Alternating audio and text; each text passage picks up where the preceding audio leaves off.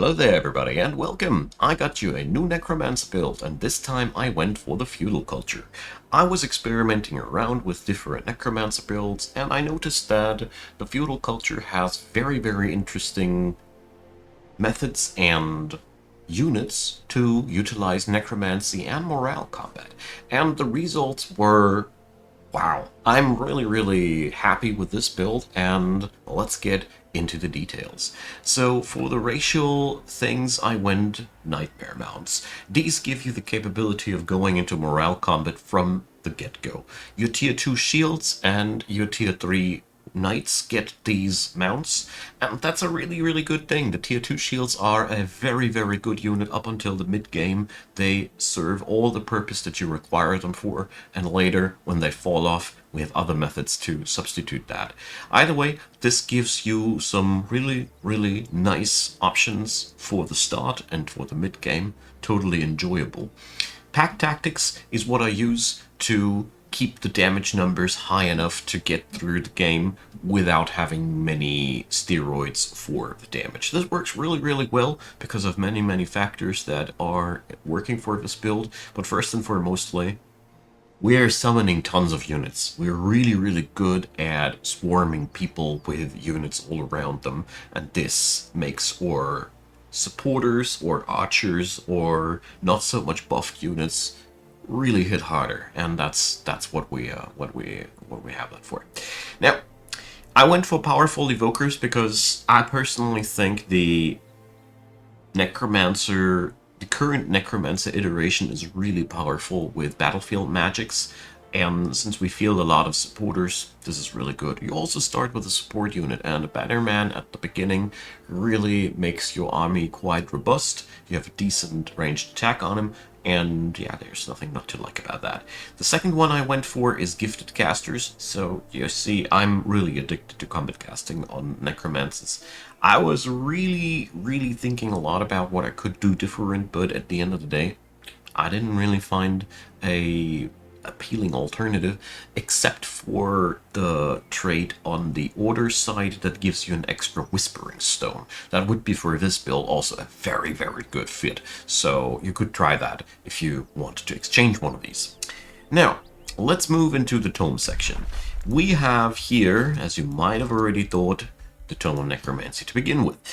I always go for a skeleton reanimation as soon as I can, although it does not have to be the very first thing you research, because in many of my games I realized that I didn't encounter anything that I could resurrect. Either way, once you have that spell, try to get yourself to 18 units, aka 3 banners, as soon as possible with that. Just fill up your lines and consecutively replace these guys, but more about that in the strategy section. This is what you use to bloat up your early game and end of the line. Necromancers are really important for this build as they buff undead, they create undead, and they get massively boosted by all the support enchantments we got on this build. Necrotic magic, like I say, support and battle mage boosts. Inflicts decaying on the enemies, and decaying is a really nasty one because it counters healing and it does a decent amount of damage per turn. I really like that one. Soul Collection gives you your early game soul income. That's the most easy way. Later we will rely on soul welds for that purpose. The real nice part about the soul welds is they count as research posts, so you have an easy time building all those knowledge buildings in your cities. Really enjoy that. And with Necrotize and Rotting Explosion, you have such massively powerful spells at your disposal. Necrotize, you just smack that on somebody, and once he dies, he turns into a zombie. This is the main purpose of this spell, and I highly recommend spreading this onto the enemy wherever you can early on. Just determine which units you think need or will die burst and apply that to them, and you have massive benefit out of that. And Rotting Explosion allows you to explode either your zombies or your skeletons. So never shy away of exploding as a skeleton unit of yours if you have a huge payoff for that. Especially the best way, it's hard to pull off because they're tier 1 units, is just to have them in the middle of the combat, let them attack one last time, and then explode them. We also have a nice trick for that. In the strategy section, I'll talk about that. So, Unholy Leader, really a must-have in the long run, because our entire armies will turn undead. The other tier 1 tome I picked up here is Tome of Faith. I had a hard competition with Tome of Zeal, but I decided to go for a Tome of Faith because we have enough damage steroids going on for ourselves, and Tome of Faith does not only give you robustness. Staves of Mending is where we are mainly after because it gives us a free action heal on all of our supporters. That turns your Necromancers also into quite potent healers alongside with all the other supporters that you field. The Chapline is really a valuable assistant to this build. He gives you a burst heal, he gives you a single target boost to damage. I mean, +2 strength and +2 fortune. That's a very high critical hit increase, plus 20% extra damage. I really like that one for amplifying the damage on that one important unit. Really good stuff. Alongside with that, Faithful Whispers gives you more control for cities. Wrath of the Faithful turns into something quite powerful once you have some supporters on your battlefield. Army Heal, nothing to sneeze at either. And Convents, well, if you have happy cities, it is a powerful thing. The Abbey is what I really love here, as we have here two things where we can build research posts with, and that is a massive deal because we have therefore a good research production in this build already just with these two tomes. Isn't that nice? So tier 2, we go all into Shadow, as you see here. First off, Tome of Souls, allowing us to get Corrupt Souls going. These guys are massive. They're cheap, they're powerful, they have a ranged nuke in form of Crushing Anguish. It either deals 30 frost damage or kills people. You know, it's great. And these guys are also tier 3 fighters, so they really pack a punch and are quite resilient. Bone Horror Reanimation is a bit of a... well, I find it quite debatable how good it is, as we have really strong cultural tier 3 units, but technically the Bone Horror is the better knight, as it sheds off a unit when it's dying. It has a self-healing ability at the cost of a corpse, though. But all in all, it's up to you. You don't necessarily need them for this build. This is all what I'm trying to say, as our tier 3 knights are really good units, and I have a hard time deciding which ones I find better, okay? Soulbinders. That is just where our supporters go nuts, as Soulbound has the likelihood of spawning more decayed zombies. My experience was, once that thing was on field, and once I started spreading my support units' range attacks a little bit over the battlefield, I realized that zombies were spawning left and right, and the amount of disruption that provides is beyond insanely powerful. You will notice that you have a lot of control because all of a sudden the enemy has units between you and him that he didn't that didn't show up before. So it's a really powerful enchantment for this build. Soul Overflow, don't sleep on that. It's an 1 hex AoE negative status purge. It's so nice to have that. Therefore, you can counter big immobilization things, big stun fields, stuff like that. That's what it's good for. And Restore Undead Army, well, you have now an option to heal your armies with mana and with souls. Isn't that nice? So there's nothing more to say except for Soul Collector works really good for heroes and is a support thing. I would have expected it on Battle Magic, but I don't mind. It is nice. Doom Herald. This is where the circle closes, where your build goes nuts, as now our morale damaging nightmare mounts turn into a powerhouse. Not only does it synergize really well with the Corrupt Souls, whose melee attacks also grind morale, no, we have now also Joy Siphoners, which allows us to just grind the enemy's morale down with every single frickin' blow that we take on every one of our units, except for the Skeleton Riffraff and Bone Horrors. You also gain Cruel Weaponry to hit harder once you have successfully ground down, whatever, the enemy's morale, and Banshees. Fill them into the blanks and have some fun, and don't hold onto them. They are not meant to be survivors. I mean, it's not bad if you manage to, but their main takeaway is to hop in and proc that big fat whale or the banshee into the middle of the enemy. That's a 2-point weaken and a -10 morale. Hurts. It hurts so much. So these are really, really nice. And what's important to note is that these are also battle mages that can fire their ranged attack in close combat. So they're really versatile little ladies. But they die quite quickly, so you should take that into account. Prelude of Doom, yeah, it's a nice softener for fights as we thrive on low morale, okay? This is why this is so good. And Cause Despair gives us the same thing as a battlefield nuke, and yeah, we have a lot of capabilities of flinging a lot of spells around, therefore goes quite nicely. Okay, so on that point, tier 3, I mean, it is quite obvious that we want the Great Transformation Tome. Whiteborn is amazing as our cultural units now start to lifesteal and become really hard to kill, because alongside of lifesteal we also gain Fetid Legion, which makes them brawnier and starts to weaken them. The combination of low morale and weakening on the enemy side, you will notice that the enemy's damage goes down significantly on that point. We have Domain of Death and Necrotic Spires as great big don't get on my turf spells, so if you ever get sieged, this is really good stuff. And it also plays darn nicely with the Tome of Faith. Remember the convent thriving on high city stability? Here we go. That's how you can go for high city stability. Desecrate Structure is another nice soul income booster, and as I like to say, a Necromancer can never have too many souls, so if you can afford it, it's worth going for it. The only thing that I want to mention here with the Whiteborn is it turns all your people undead, and if you happen to notice that one of your enemies is fielding a lot of spirit and fire damage, you might postpone that until you have crushed him under your heels. You might want to go for these first before you turn everybody undead, because you will be in a significant disadvantage in that scenario. Now, Subjugation. We have 3 order points, so we can go into that territory, and Subjugation is...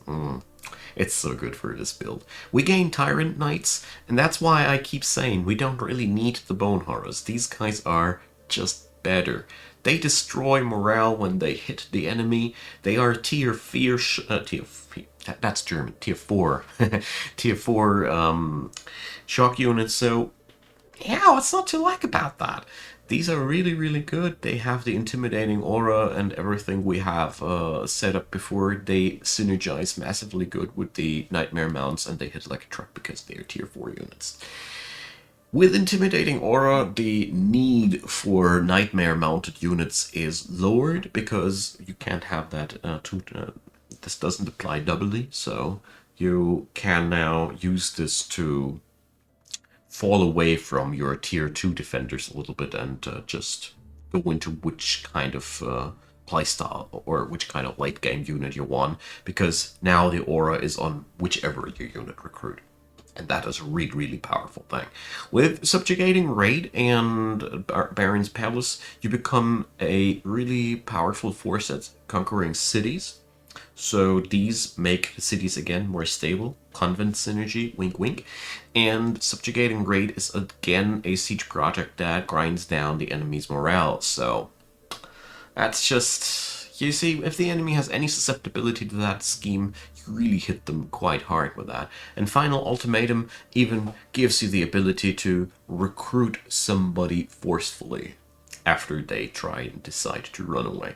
It's a very massive synergy with this entire build. This tome comes in so massively good, and to add in some fun to that, our heroes are allowed to grind down enemy morale as well. Tier 4 tomes order doesn't really provide too well. We would be ending up on a 5 order affinity in total anyways, but neither of these 2 tomes synergize too well into a Necromancer scheme. I didn't really find any big wow effects in there, so instead I would recommend to go for Reaper and Oblivion, as these are for any Necromancer build where you really want to end up after all. The Reapers are massive powerhouses. You finally have your tier 5 unit that can conquer the rest of the game. Marked for Death is some crazy nutty spell. Its only downside is that it costs souls, but at this point of the game, your soul income can be really massive already. Greater Reanimation makes it so that you can't just recruit whatever you want. You just need to recruit the unit. You can keep the Corrupt Soul or enemy undead. You can resurrect your own units with it. It's a very, very versatile tool for this build. With Soul Siphons, we have also a siege project that gives us not only a ton of souls, but also a half a dozen decaying zombies to start with. And everybody's soulbound, so you have that decaying zombie spawn bonanza going on right from the get-go on the entire enemy army. So yeah, this is a massive cracker for cities, making it kind of like a joke. Once one person starts falling inside the city, things go nuts. Harvest Population has a low synergy with this build, as we can really milk our cities better with a high stability instead of lowering the stability. The Convents can provide massive production of mana and knowledge with this build, so I wouldn't recommend that too much here. Greater Corpse Consumption, massive, but it's a battle magic skill, master tier, so I rarely get to use it, but if it is available, wow, it's really good to make your heroes even more survivable. And Oblivion provides the crowd control and utility that tops off our build. We gain Living Fog, a tier 4 fighter that is stupidly good at turning people insane, deals a decent amount of damage, and has nasty effects while you're standing in the vicinity. We gain Devouring Void for sieges, so we have really nasty fields of damage. And yeah, the rest of the book is just more of that. I don't really feel like going too deeply into that.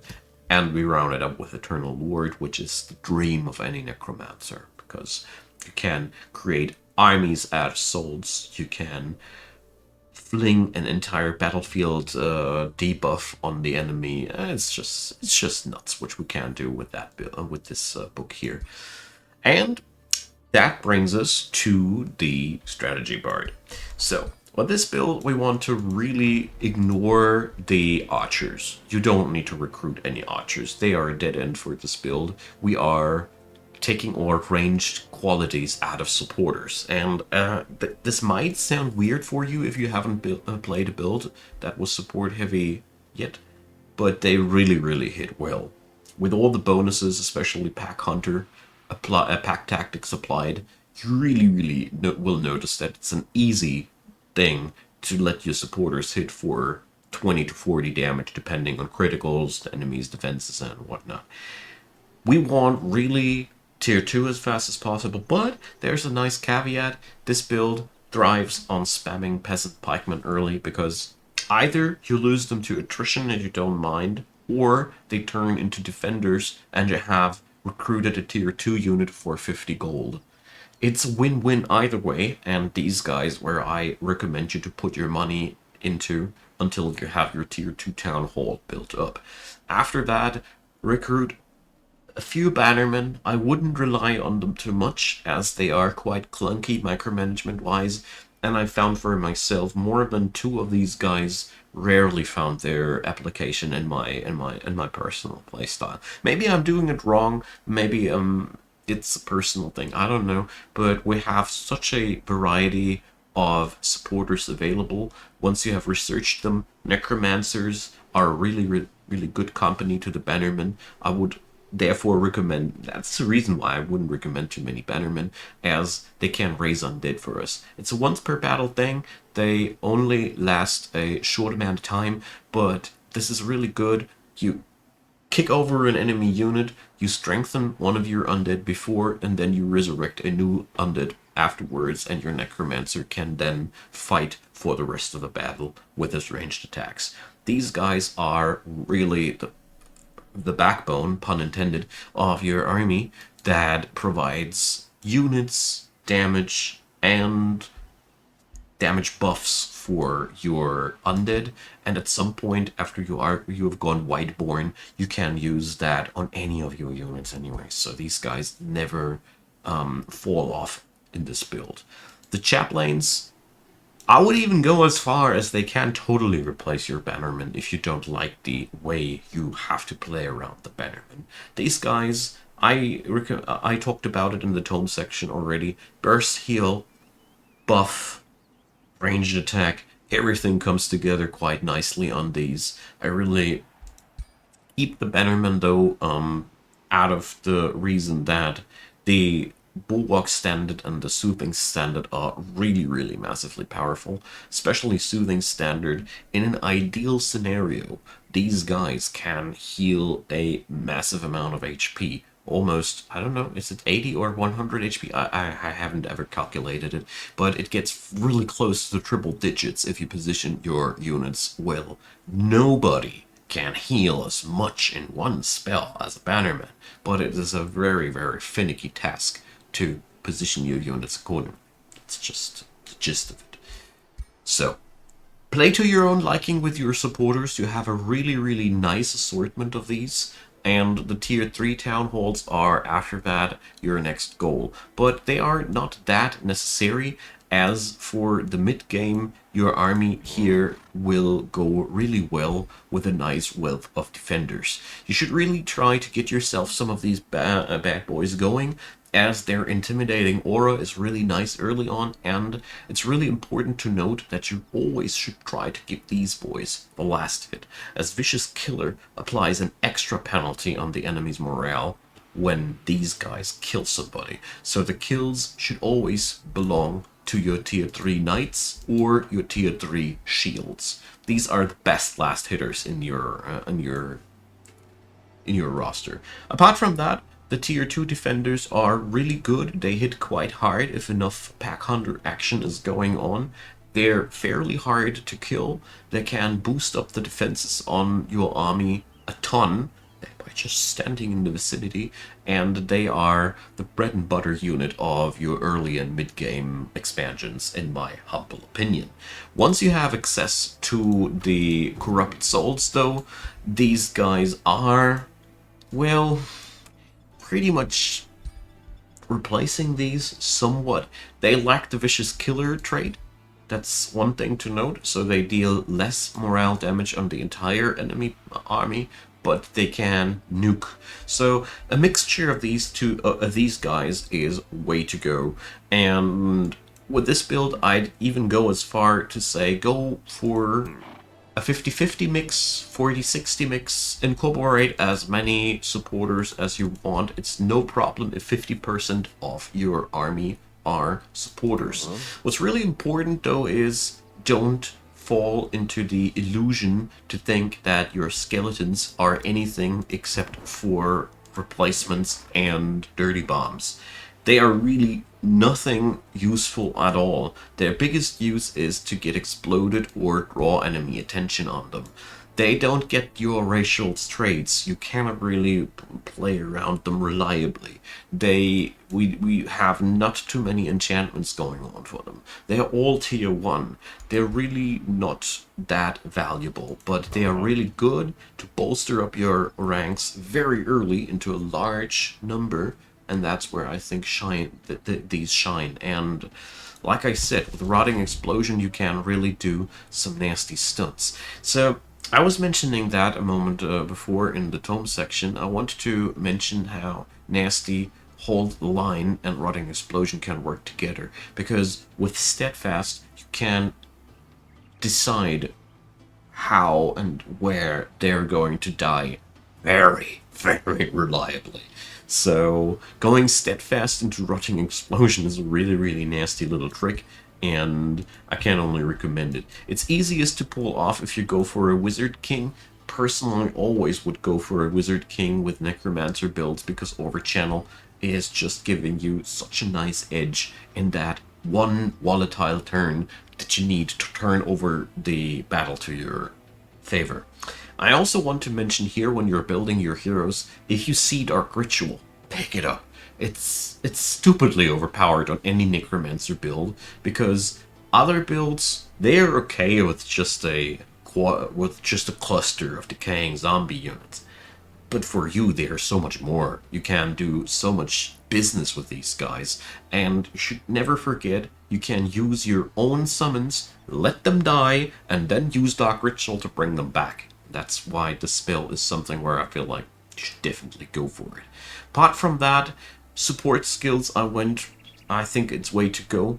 Bring up as many healing spells as possible, and apart from that, everything that adds in little summons is just really, really nice. Dark Ritual is one thing, but of course, all the other summons are really good, because the thing about this build is you always need somebody to keel over to get your thing going. You need to kill somebody to get the juices flowing of the Necromancers, and that is why it is really nice to have some summons that you can't toss away. Alright, that's been everything I wanted to say. Have fun with that build. It is really something else. I felt like it was on par with all the other builds that I did. I would have a hard time to decide which one of the Necromancer builds I did so far was the most powerful. They all had their own qualities, and this one, it grinds. And it grinds good. Have fun with it. Drop me your comments down below, leave me a thumbs up, consider subscribing, and check out the description box, full with links to Discord, Twitch, and Patreon, PayPal, or Buy Me a Coffee. And a big thanks to all the supporters of the channel, and a big thanks to you, especially you, yes, right here, there, for watching this video until the very end. I really appreciate it. So, have a wonderful day, you everybody, and see you on the next one, I hope. Bye-bye.